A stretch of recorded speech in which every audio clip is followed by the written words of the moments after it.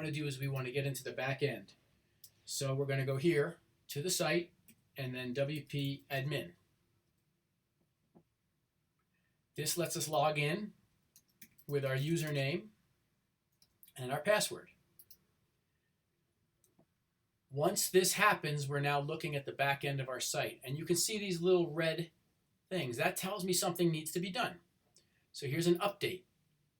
And the update is, I need to update this. I select it, and I update plugin. Now if I want to start new, I can start a new post. New post. And here I can put marketing video on internet. And then I can put my text. And then I just publish it. Now I can put tags in here. What is this about? It's about marketing and internet.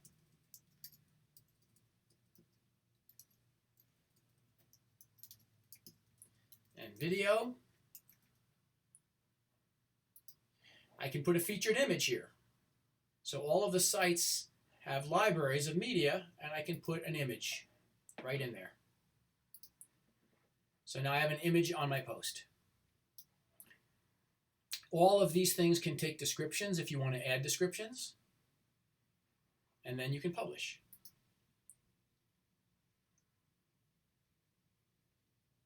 Now I'll edit this later, and you can go posts, and I can edit this if I want. But I can view the post, which is in my blog, and that's the post. And you can see there's the featured image, and I just put that text in. And that's how you get to the back. So every time you get to the dashboard, you can see what needs to be updated. Over here is users, all users. So what I can do here is I can get rid of a user, which I'm doing now. I can attribute the content to someone else. And I'm deleting that user. And that's what you should do if you change ownership of a site or change administration of a site. I can also add a user, users, and I can add a new one.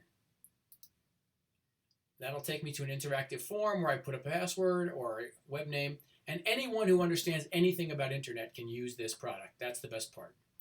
And that's the little tutorial.